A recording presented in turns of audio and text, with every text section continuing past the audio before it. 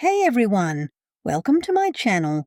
I'm Lillian, and here I share stories, thoughts, and moments from my friends. The day I came home from the hospital early, I opened the front door to find my husband in bed with someone else. Our bed, our room, my pillows still had the indentation from the night before I left for surgery. I remember because I had fluffed them carefully, thinking how good it would feel to be home again, safe and warm next to him. But it wasn't my scent I noticed first. It was hers. Lavender and something cheap. Artificial. A floral body spray I'd never buy. I didn't scream. I didn't cry. I didn't even say his name.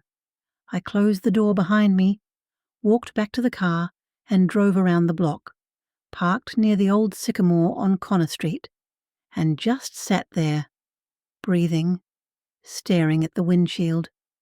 My hands trembled only slightly, but my jaw was locked so tight it ached. The first thing I did was call the bank. My name is Emily Davis. I'm 53 years old.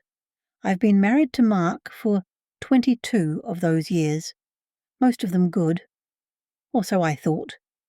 I'm a middle school librarian in a quiet Tennessee town, the kind of woman who bakes banana bread for the staff lounge and remembers kids' birthdays long after they've graduated.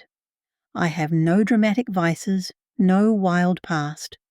I grew up modestly, the oldest of 3 girls, and always believed in doing things the right way. I didn't expect luxury, just loyalty, a hand to hold, someone who showed up. The last 6 months were rough.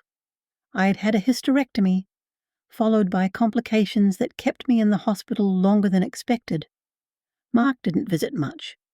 Always said work was a zoo, the house was falling apart, he was holding it all down while I was out of commission. I sent him thank you texts anyway. I felt guilty for being a burden. God help me. I felt guilty. When I walked in on them, the woman, a brunette maybe in her 30s, wearing my robe, looked startled, clutching the sheet to her chest. Mark didn't even try to cover himself. He just blinked, stunned, like he was watching a minor inconvenience unfold. I think the silence scared him more than anything. I didn't say a single word. That was the last time I stood in that house while he still had access to it. By 5 p.m., the locks were changed. By 7 p.m., his cards were declined. And by 10 p.m., I was in my best friend Rachel's guest room, sipping chamomile tea like nothing had happened. Rachel is not the gentle type. She's a divorce attorney with a silver bob, sharp eyes, and a filing cabinet full of war stories. When I told her what happened, she didn't gasp. She handed me a legal pad. "Let's begin," she said. "Tell me everything." Over the next 3 days, I moved fast. I called the bank and froze our joint accounts. Not hard, since I was the primary holder on most. I'd been the one managing the bills for years. Autopay, paperless statements, budgeting apps. Mark hadn't paid attention in over a decade. He liked to call me his little CFO when we were younger. Thought it was charming. Turns out that negligence worked in my favor. Next, Rachel filed a preliminary divorce motion with the court, citing abandonment and infidelity. We attached photos. Yes, I'd taken one when I walked in. Not of her face, just enough to show the betrayal. That evidence meant we could legally bar him from returning to the home until further notice. The locks were changed again. Officially. I sent a single text. "You may collect your things. A police escort will be present. Date and time to follow." He tried calling the next day. Then again. Voicemails piled up. I didn't listen to them. Then came the email. Please, can we talk?" That wasn't how it was supposed to happen. I panicked. You weren't supposed to come home that day. That line hit me. I wasn't supposed to come home. As if my timing ruined his plan. Rachel leaned over my shoulder and muttered, That's not guilt, honey. That's regret for getting caught. By the end of the week, the truth started to unravel. Rachel, being who she is, pulled Mark's financials. Quietly. Legally. Turns out, he'd been talking to a lawyer of his own for months. He hadn't filed anything. Yet. He was waiting. Waiting until the mortgage was nearly paid off. Waiting until I was stable, meaning back on my feet so I couldn't claim dependency. Waiting until the moment he could claim half the house, and maybe a slice of my pension. I felt sick. It wasn't just a betrayal of the body. It was a betrayal of my trust, my labor, my loyalty. He had waited me out. I'd paid every extra principal dollar on that house, every $100 Christmas bonus I got from the PTA, I threw at the mortgage. Every raise, every saved coupon. Mark always said he hated dealing with paperwork, so I took care of it all. The budgeting, the taxes, the refinancing. Turns out he just didn't want to be on the hook for it. He was happy to let me build the nest, so he could swoop in and take half when the time came. But he miscalculated, because now the nest was mine. The next time I saw him, it was at the police-supervised pickup. I watched from Rachel's car as Mark stepped into the driveway, looking dishevelled. His mistress wasn't with him. His hair was messy, like he'd been sleeping on someone's couch. He wore the same Columbia jacket I bought him last Christmas. It looked wrinkled and sad. He didn't see me. Or maybe he pretended not to. An officer walked beside him as he packed some boxes from the garage. He tried the side door. It was locked. He knocked, but no one came. Rachel glanced at me and whispered, "You sure you don't want to keep the garage stuff too?" "I want the silence," I said. "Let him hear what being shut out feels like." He called again that night. I didn't pick up. Then he started getting clever. Mutual friends. I heard about what happened. Mark's a mess. He says you blindsided him. He's crashing at his brother's place. Doesn't even have clean clothes. He keeps saying you're not giving him a chance to explain. But I didn't need his explanations. I already had the truth. He wasn't sorry. He was inconvenienced. I started sleeping better. The kind of sleep where your body finally understands it's safe again. I woke up at 7 without an alarm. I made cinnamon toast and drank coffee on Rachel's porch. I watered her hydrangeas. I even started sketching again, something I hadn't done since college. I was remembering who I was before being someone's wife became my full-time identity. I found my smile again in quiet places, not because someone earned it, but because I did. One morning I went back to the house for the last time. I walked through each room slowly. The walls echoed a little. It felt lighter, emptier. Not sad, just clean. I left him a note. Not because I owed him anything, but because I needed to say it out loud. You once told me I was your anchor. You forgot I could also be the wind. I folded it in half and left it inside the empty nightstand. Then I signed the papers to sell the house. Rachel called it a surgical strike. Everything I did next had to be clean, legal, and above reproach. Not because I owed Mark the moral high ground, but because I wasn't about to give him even a thread to pull. "Men like him thrive on drama," she said, flipping through case files over breakfast. "They want you to lose your temper so they can call you crazy. Don't give him the playbook." So I didn't. I gave him nothing, not a word, not a text, only actions. I started the formal divorce proceedings while still staying in Rachel's guest room. It wasn't glamorous. The room smelled like lemon cleaner, and the mattress dipped slightly in the middle, but it was safe. My bruised spirit needed that more than throw pillows or French doors. Rachel handled everything: court filings, asset lists, financial statements. She told me I was lucky, if you could call it that. Most women she represented were scrambling just to get a foot in the door, but I had already locked mine. Mark's attempts to reach me continued, but they started taking on a different tone. From apologetic to frantic. I never meant for this to happen. Can we please talk, Em? You're blowing this out of proportion. And then, when I didn't answer, fine. You want a war? You've got one. It almost made me laugh. A man cheats, lies, and plots, then calls me the unreasonable one. Rachel read his messages with barely a blink. Classic narcissistic panic. When charm fails, they go nuclear. Do I respond? No, she said. You win by living. It wasn't all easy. The emotional withdrawal came in waves.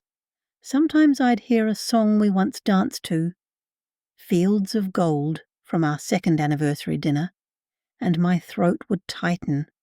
Or I'd reach for 2 plates instead of 1 when setting the table. 22 years is muscle memory. It takes time to unlearn.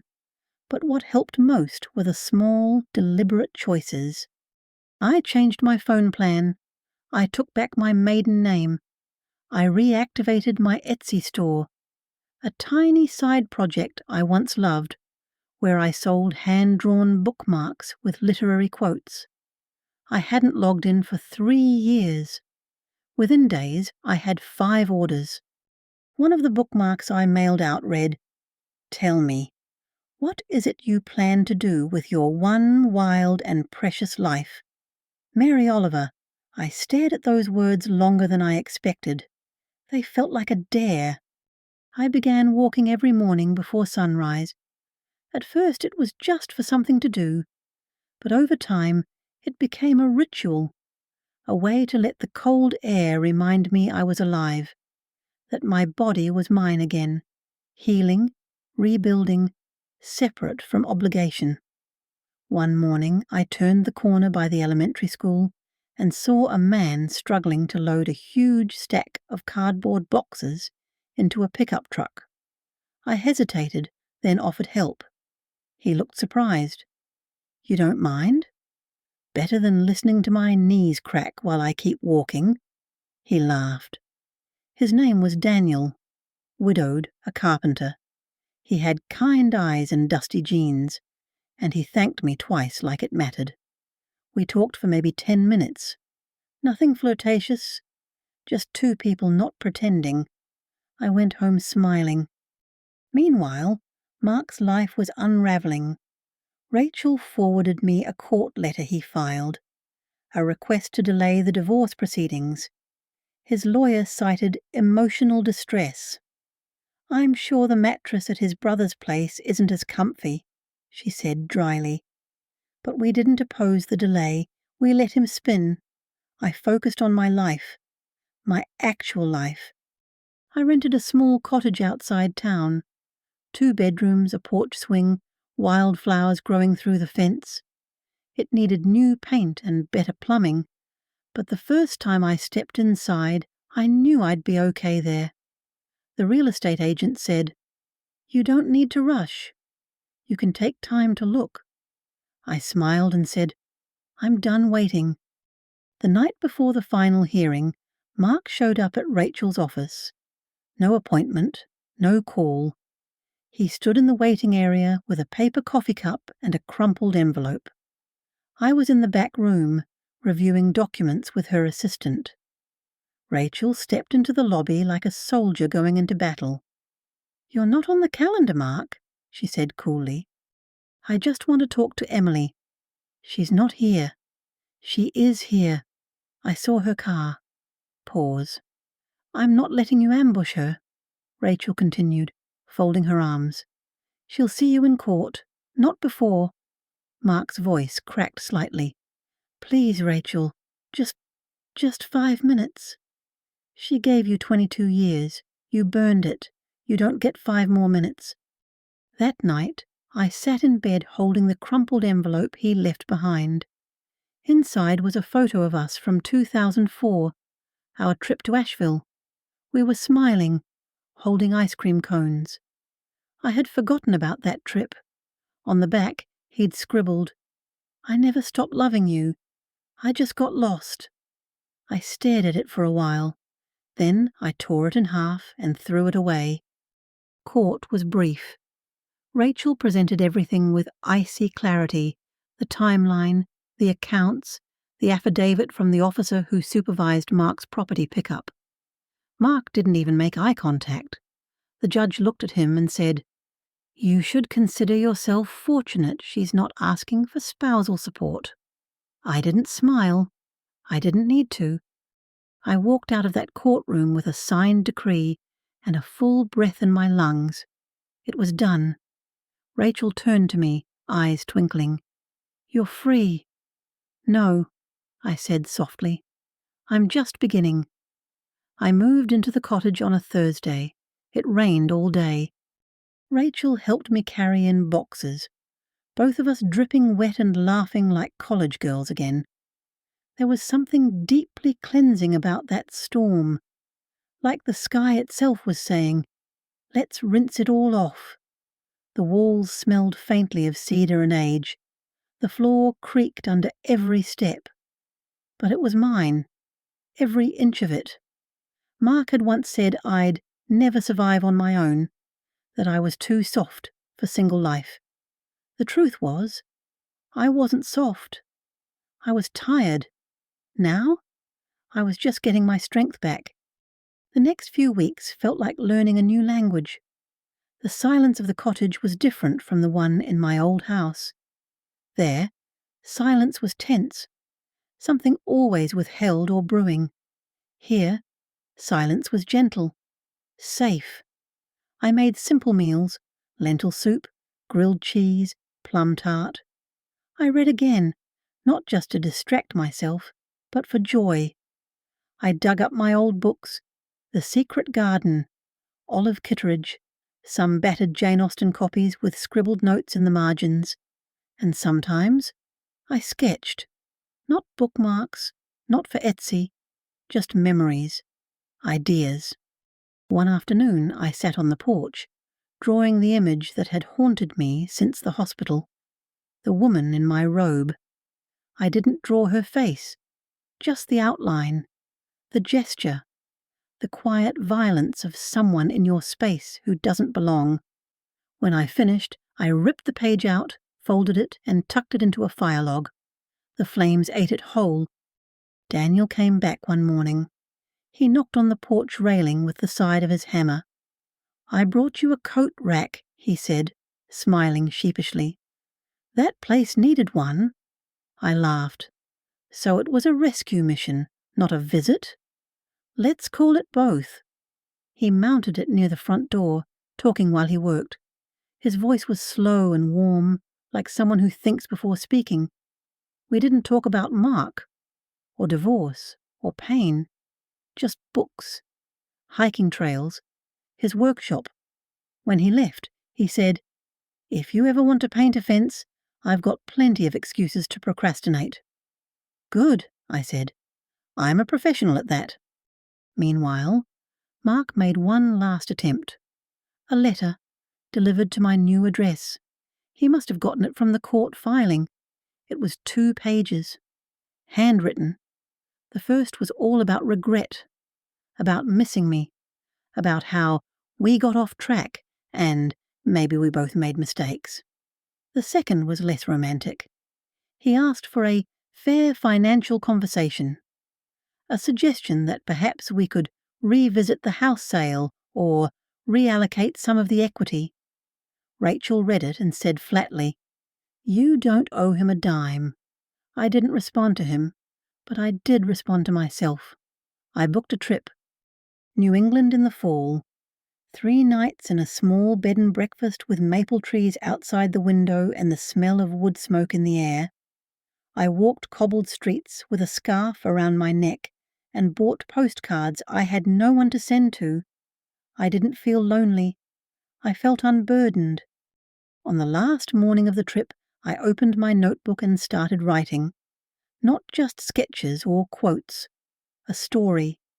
It began with a woman in her 50s who thought her best years were behind her, until her husband's betrayal became her rebirth. It wasn't fiction. Not really.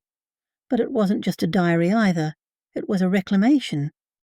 When I returned, Daniel was fixing the neighbour's porch. He waved as I pulled in. I waved back. He didn't ask where I'd been. He just said, "Missed your porch light being on." And I thought, that's it.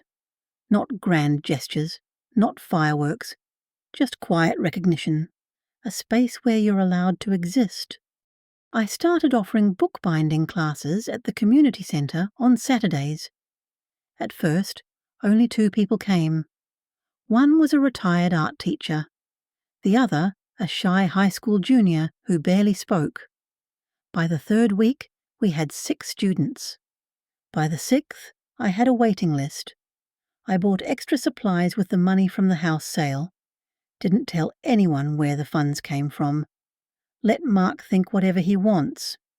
Late one evening, I came home to find a brown paper bag on the porch. No note. Just a container of chili and a loaf of sourdough bread. I smiled. Daniel. I warmed the food and ate slowly, watching the fire flicker. Some betrayals break you, but some, if you're lucky, reveal what was already cracked.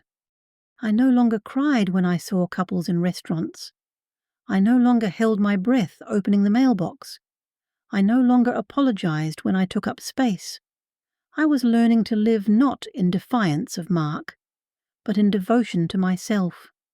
Winter arrived slowly that year, soft and grey. I spent the early mornings wrapped in an old wool shawl, sipping coffee by the cottage window. The light came in gently, like it was knocking before entering. Sometimes I'd sketch.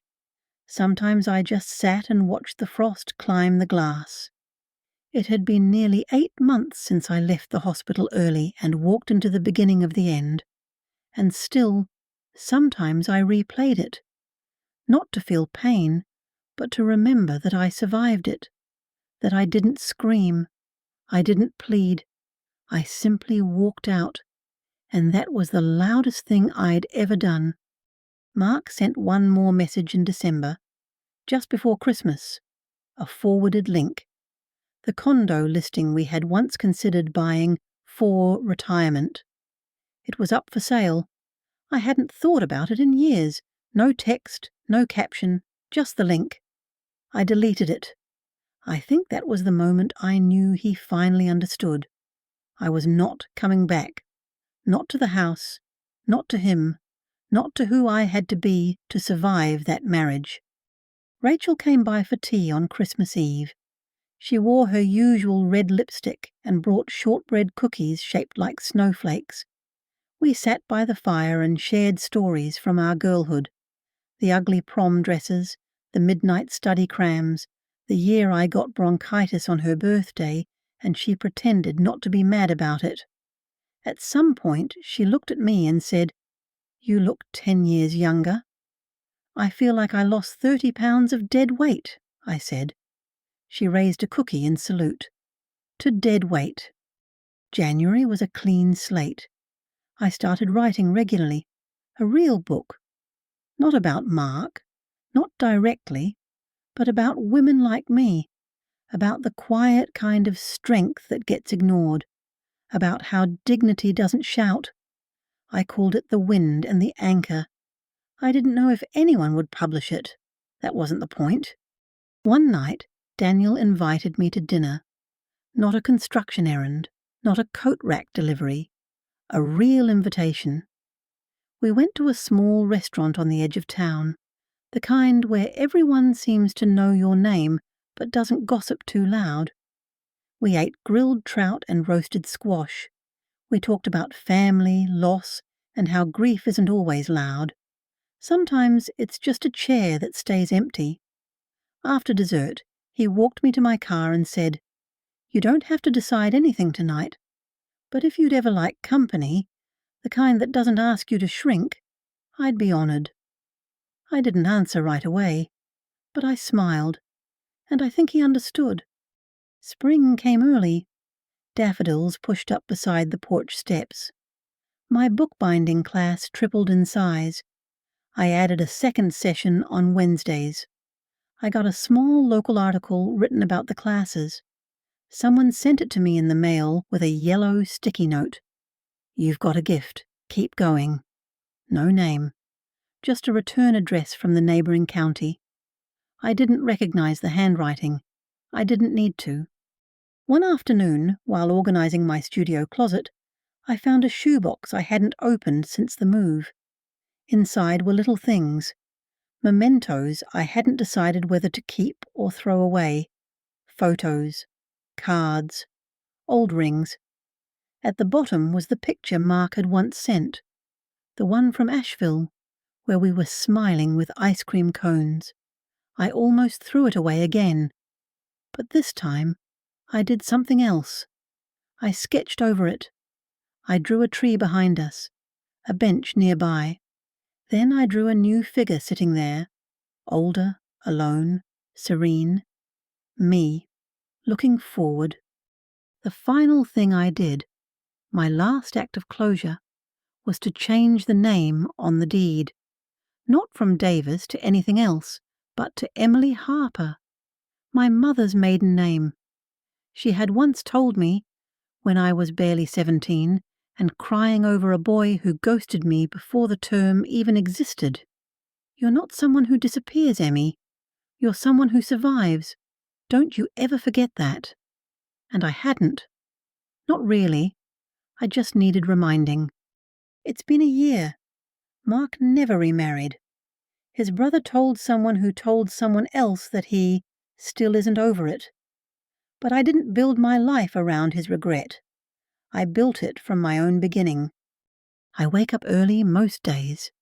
Not because I have to, because I want to. I water the daffodils. I stretch. I brew coffee in the same French press I packed that morning I left. I write. Sometimes Daniel joins me, sometimes not.